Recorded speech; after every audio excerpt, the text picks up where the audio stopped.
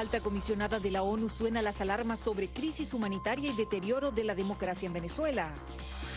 Denuncias de violaciones de derechos humanos en Venezuela ante la OEA. Médicos estadounidenses advierten sobre potencial brote de enfermedades prevenibles en Venezuela. Y simpatizantes del chavismo se pasan a la oposición. Desde los estudios de La Voz de América en Washington, este es El Mundo al Día. Una serie de denuncias sobre el presunto rol de la inteligencia cubana en Venezuela fueron presentadas ante la Organización de los Estados Americanos este miércoles. Jorge Agobián estuvo en la sede de la OEA en Washington y tiene los detalles. Una nueva denuncia de violaciones de derechos humanos en Venezuela y la presunta participación de funcionarios de inteligencia cubana en los mismos llega a la Organización de Estados Americanos. La ONG CASLA, dirigida por la activista y abogada venezolana Tamara Sujú, presentó este nuevo informe ante la Secretaría Ejecutiva de la OEA y esta vez se centra en el supuesto rol de adiestramiento cubano a los oficiales venezolanos para cometer estos crímenes. Pero los centros clandestinos donde están los cubanos siguen funcionando igual, siguen estando presentes. Lo que pasa es que en esta oportunidad pues hay mucho miedo, hay mucho más miedo, hay mucho más represalia. Además de su testimonio, el de un exfuncionario del Servicio de Contrainteligencia de Venezuela refuerza esta denuncia, la cual tienen previsto elevar a la Corte Penal Internacional. Y en un informe presentado también aquí en la OEA, pero en el mes de noviembre, Sujú aseguró que solo en 2018 se registraron 106 casos de torturas, la mayoría de ellas cometidas a militares, y que en 11 de esos casos había acento cubano. Y aunque Caracas y La Habana tienen una estrecha relación tanto política como ideológica, el gobierno en disputa de Nicolás Maduro ha desestimado en varias oportunidades estas denuncias. Desde la Organización de Estados Americanos en Washington, Jorge Agobián, Voz de América. Una crisis humanitaria que se profundiza y la criminalización de las protestas en Venezuela preocupan especialmente a la alta comisionada de la ONU para los Derechos Humanos, Michelle Bachelet. Durante la presentación del informe sobre derechos humanos, la representante del organismo señaló numerosas violaciones. Michelle Bachelet, alta comisionada de las Naciones Unidas para Derechos Humanos, sonó las alarmas en Ginebra en torno a la situación de Venezuela en su presentación del reporte más reciente de su oficina ante el Pleno del Consejo de Derechos Humanos de la ONU. Estoy profundamente preocupada por la reducción del espacio democrático, especialmente la criminalización continua de las protestas pacíficas y la disidencia. En el contexto de la última ola de protestas antigubernamentales a nivel nacional en los primeros 2 meses de este año, mi oficina documentó numerosas violaciones a los derechos humanos y abusos cometidos por las fuerzas de seguridad y grupos armados progubernamentales. Afirmaciones que refutó Jorge Valero, representante del gobierno en disputa de Venezuela en Ginebra. Son irrefutables las pruebas que evidencian que no se trató de protestas pacíficas como pretenden hacer ver algunas potencias y sus acólitos regionales. El representante también acusó a Estados Unidos del desabastecimiento en Venezuela. El gobierno de Estados Unidos roba nuestros recursos económicos, negando la posibilidad de que Venezuela adquiera alimentos y medicinas para nuestro pueblo. Bachelet, aunque reconoció el posible impacto negativo en el bienestar de los venezolanos de las sanciones en contra del gobierno de Nicolás Maduro, enfatizó que la crisis de alimentos y medicinas empezó mucho antes del 2017, cuando se registraron las primeras sanciones. El alcance y la gravedad de la crisis en alimentos, atención médica y servicios básicos no han sido plenamente reconocidos por las autoridades, por lo que las medidas que adoptaron han sido insuficientes. El reciente apagón eléctrico a nivel nacional ha agravado esta situación, reduciendo aún más el acceso de las personas a alimentos, agua y medicamentos. Celia Mendoza, Voz de América, Naciones Unidas. Entre tanto, desde Venezuela, familiares de detenidos por presuntos motivos políticos ven con optimismo la presentación del informe sobre derechos humanos ante la ONU. Como un paso siguiente, aguardan la visita de la alta comisionada del organismo para los derechos humanos, Michelle Bachelet, a Venezuela. Desde Caracas nos acompaña Adriana Núñez Rabascal con más reacciones tras la presentación de este reporte. Adriana, ¿cómo han reaccionado los familiares y los defensores de los derechos humanos? La Voz de América pudo conversar con María del Pilar Simonovic, quien es esposa del comisario Iván Simonovic. considerado el preso político más emblemático de Venezuela.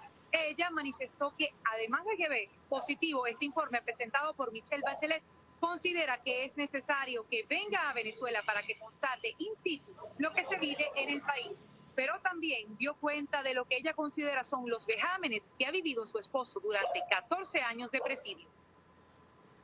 Ver que ahora mi casa, mi hogar, nuestro hogar es la prisión, que nosotros tenemos un apostamiento policial abusivo, exagerado, que obligan a mi esposo a tomarse fotos con un periódico oficialista, que se lo llevan sin ninguna orden a hacerle unos supuestos exámenes médicos y jamás nos entregan los resultados, que él no recibe la atención médica que necesita, que le colocaron un grillete electrónico sin autorización del tribunal, particularmente eso, que ella se dé cuenta que mi casa es una cárcel.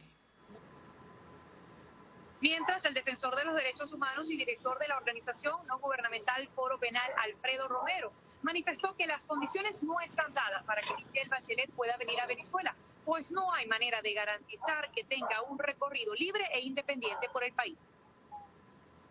Es que no existen, por lo menos en este momento, no sabemos qué va a pasar en estos días, las condiciones para que ella venga. Sin embargo, es apresurado o prematuro tener una conclusión al respecto, siendo que la misión técnica todavía le quedan 4 días acá en Venezuela, ¿no?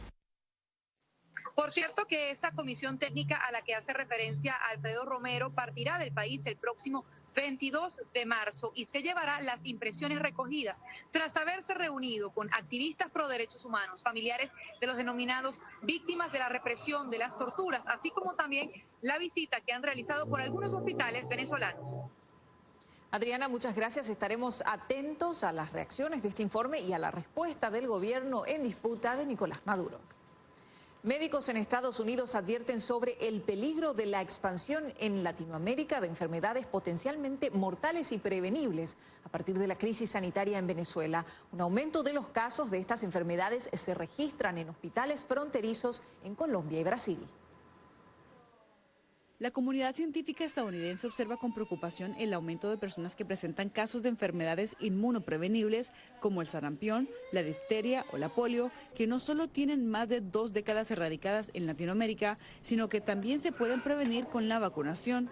Este es un ejemplo típico y clásico de lo que sucede cuando tienes un deterioro de la infraestructura de atención médica, que es exactamente lo que lamentablemente está sucediendo en Venezuela. Según un reporte de los Centros para el Control de Enfermedades de Estados Unidos, el 68% de los casos de sarampión en Latinoamérica son atribuibles a pacientes venezolanos. El director del Instituto Nacional de Salud, el doctor Anthony Fauci, advierte de que si no se mejora la atención médica preventiva y se establecen programas de vacunación urgente en Venezuela, la exportación de estas enfermedades se reportará en mayor cantidad en los próximos años. Particularmente en las zonas fronterizas de esos países se observa un aumento simultáneo en ese tipo de casos porque cuando hay personas que están incubando enfermedades como el sarampión, la difteria, no solo es perjudicial para Venezuela, también crea un riesgo para los países vecinos. En Cúcuta, Colombia, el subgerente de servicios del Hospital Universitario Erasmo Meós, Andrés Eloy Jaimes, señala que en los últimos años el aumento del número de pacientes venezolanos es exponencial. Estos presentan enfermedades que se podrían haber prevenido con la vacunación. Tuvimos un caso en el 2015, nuevamente en el 2017 un caso, pero ya para el 2018 28 casos registrados de sarampión de origen venezolanos. Según los Centros para el Control de Enfermedades de Estados Unidos, los mecanismos de vacunación en Venezuela fueron interrumpidos en 2010, lo que ha causado que más de 8.000 casos de enfermedades como el sarampión se presenten en el país durante 2018. Cristina Caicedo Smith, Voz de América, Washington. Más adelante, simpatizantes del chavismo, la oposición. Y justicia venezolana reaviva caso tras 10 años.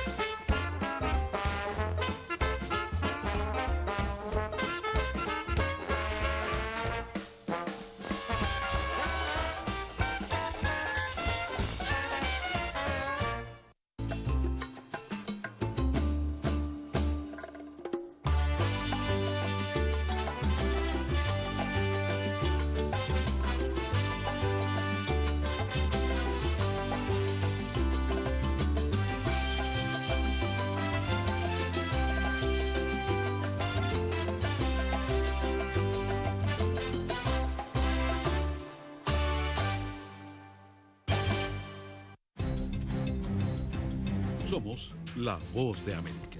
En la isla muy pocos cubanos estaban informados. Necesitamos la liberación de los presos políticos y los estudiantes. Se encuentran en las afueras de la Asamblea Nacional, nadie puede salir. Información balanceada y objetiva. Un promedio de 80 migrantes indocumentados vienen a desayunar a Entérese de lo que sucede en Estados Unidos, América Latina y el mundo en un solo lugar. boanoticias.com.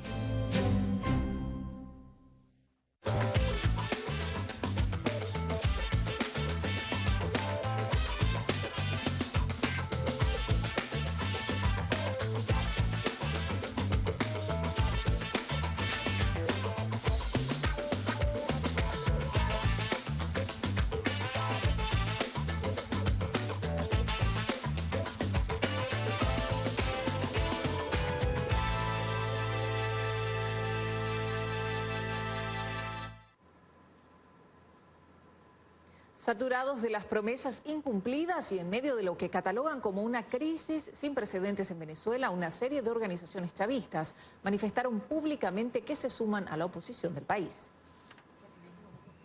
El chavismo disidente en Venezuela continúa aumentando con el transcurrir de los días.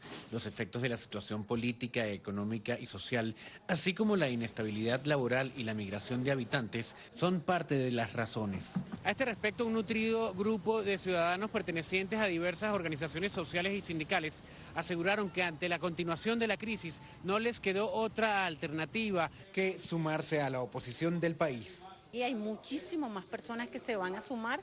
De hecho, se me han abocado. Yo quiero pertenecer a ese equipo donde estás metida. Yo quiero un cambio para mi país. No nos dejaron otra alternativa a los que hacíamos vida política, a los que estábamos con un proyecto de la revolución. La revolución comienza de nuevo, con nuevos pies, con nuevo futuro. No obstante, el presidente de la oficialista Asamblea Constituyente, Diosdado Cabello, catalogó como traicioneros a todos los que apoyen al gobierno interino del país y repudió los presuntos ataques a chavistas. Ahora la moda en estos días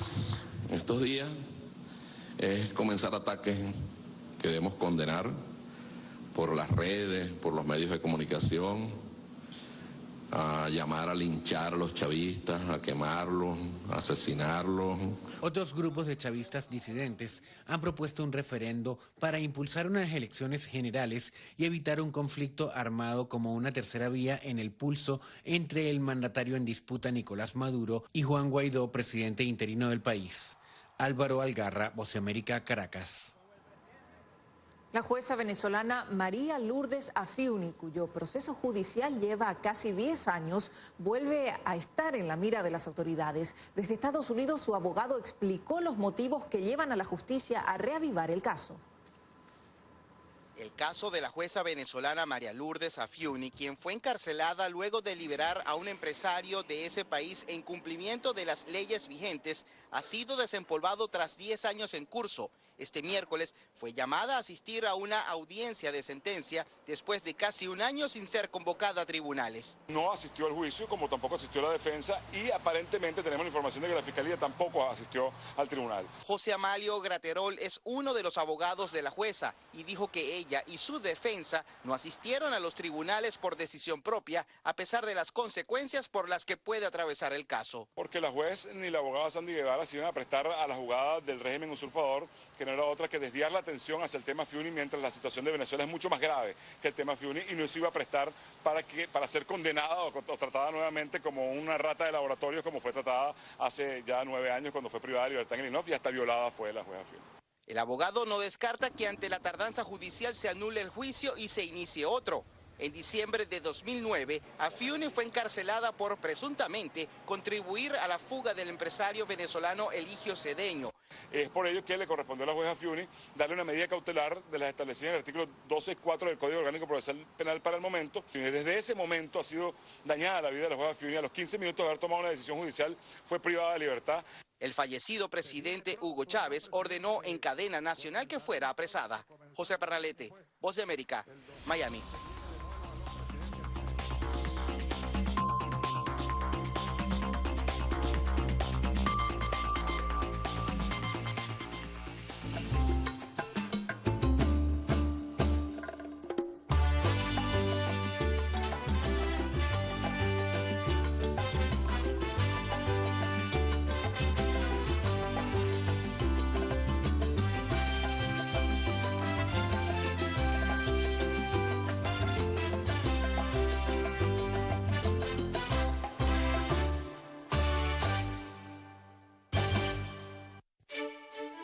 Somos la voz de América.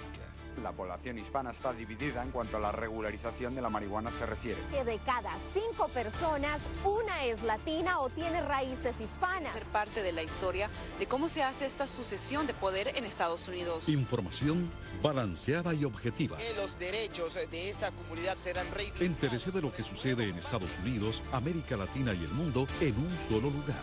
boanoticias.com.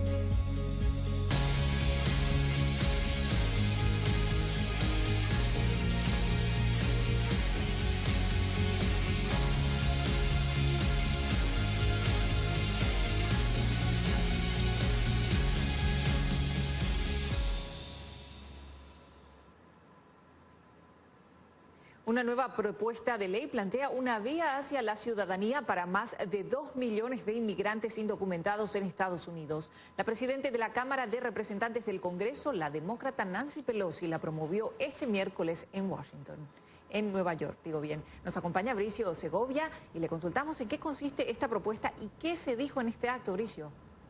Hola Belén, pues es una propuesta que, como bien decías, afectaría a más de 2 millones de indocumentados de los 11 que se cree que hay en Estados Unidos en estos momentos. Afectaría a 2 grupos en concreto, al de los conocidos como soñadores, jóvenes que llegaron a Estados Unidos siendo menores de edad, acompañados de sus padres o en solitario, la mayoría de ellos mexicanos, o también a los beneficiarios del conocido programa inmigratorio TPS, que huyeron de conflictos bélicos o huyeron de desastres naturales, en su mayoría salvadoreños, hondureños o haitianos. Esta ley sería la más generosa en el caso de que sea aprobada desde 1986, cuando el presidente Ronald Reagan hizo una amnistía para este colectivo. Esto es lo que le decía la presidenta de la Cámara de Representantes en Nueva York esta jornada. Es ridículo. Estas personas han estado aquí desde hace mucho tiempo, han contribuido a la grandeza de Estados Unidos. Así que esta legislación para los soñadores, y que ahora es un sueño y una promesa, es algo urgente para nuestro país. ¡Sí se puede!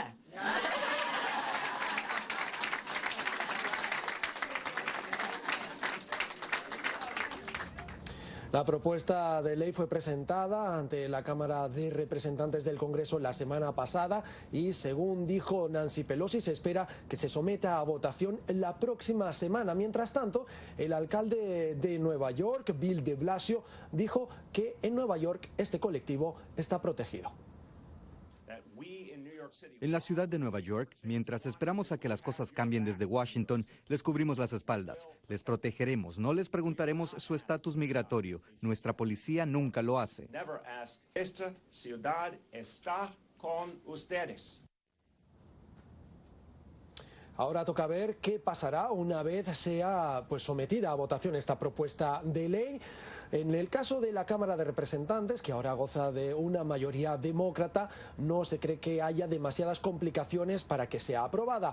Las dificultades llegarán en la otra Cámara del Congreso, en el Senado de mayoría republicana, e incluso si llega a ser aprobada ahí, difícilmente será firmada por el presidente estadounidense Donald Trump, que se ha mostrado contrario a lo que considera una amnistía de este colectivo de inmigrantes indocumentados. De todas maneras, si sea como sea, se trata de una declaración de intenciones por parte del Partido Demócrata y también que muestra la unidad que existe ahora mismo en esa formación respecto a la cuestión migratoria.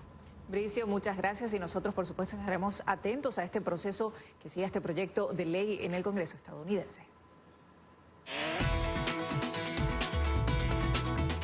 En boanoticias.com puede encontrar las últimas noticias del mundo y Latinoamérica. Queremos conocer su opinión. Únase a la comunidad de boanoticias.com.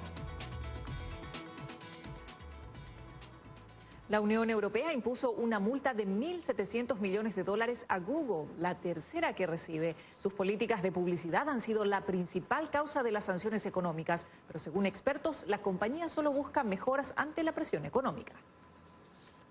La mayor multa antimonopolio que la Unión Europea ha impuesto en su historia ha sido la anunciada en las últimas horas y la más reciente a Google por 1.700 millones de dólares. Lee McNee, profesor adjunto de estudios de información de la Universidad de Syracuse, asegura que la noticia no sorprende.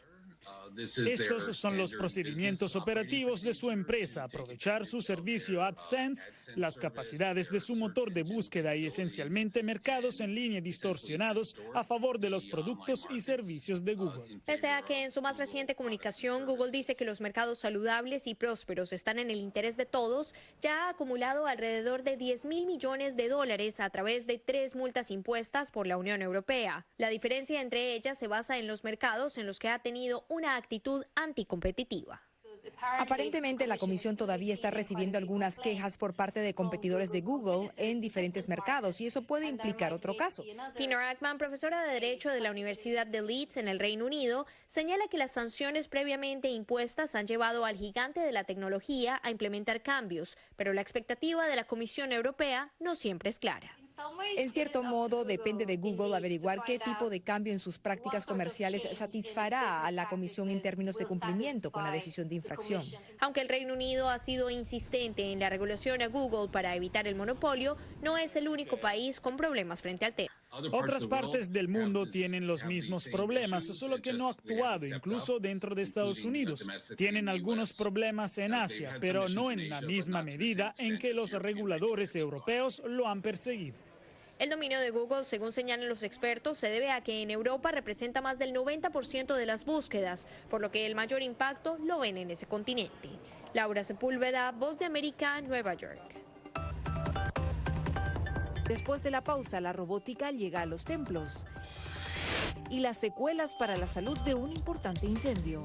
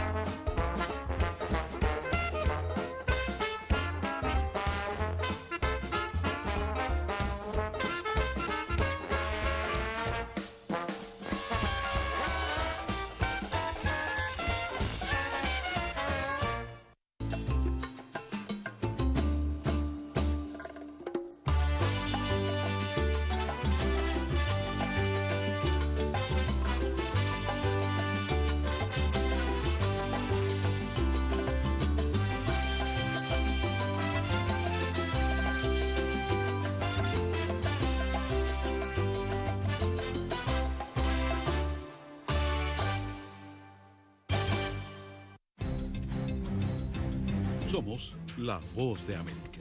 En la isla muy pocos cubanos estaban informados. Necesitamos la liberación de los presos políticos y los estudiantes. Se encuentran en las afueras de la Asamblea Nacional, nadie puede salir. Información balanceada y objetiva. Un promedio de 80 migrantes indocumentados vienen a desayunar a diario. Entérese de lo que sucede en Estados Unidos, América Latina y el mundo en un solo lugar.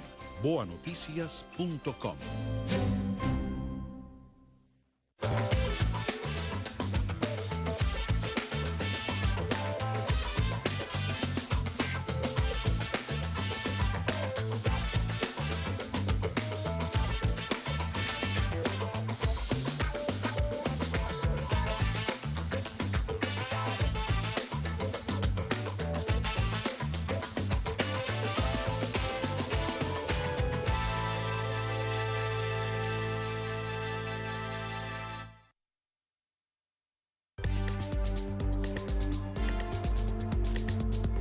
Por un valor de 71.000 millones de dólares, Walt Disney adquirió 21st Century Fox. De esta manera, la compañía del ratón amplía su cartera de productos para competir con otras plataformas de streaming como Netflix. Disney también tiene previsto lanzar su propia plataforma el año próximo. Un incendio de grandes magnitudes en una planta petroquímica en Houston genera preocupación a las autoridades ante las posibles secuelas ambientales para los residentes. El incendio en una instalación de almacenamiento de petroquímicos cerca de Houston, Texas, ha sido extinguido después de varios días de incesantes llamas y una columna de humo negro que alcanzó más de 1000 metros. El siniestro preocupó por las posibles consecuencias en la calidad del aire.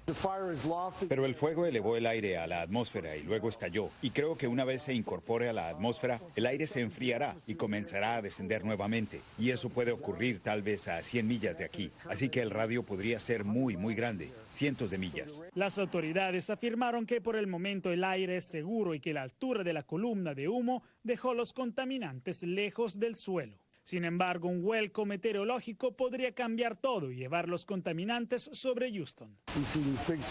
Usted ve grandes picos en el mercurio. Entonces, estamos midiendo el mercurio elemental, que no es terriblemente tóxico para nosotros. Si se tratara de mercurio metil o dimetil, sería muy tóxico. Pero el mercurio elemental está en la atmósfera en todas partes. Y estos niveles probablemente son 4 o 5 veces más altos de lo que normalmente hay en la atmósfera aquí en Houston. Los ambientalistas no están de acuerdo con este optimismo general y piden que se sepa más sobre la posible amenaza que pesa sobre sus cabezas.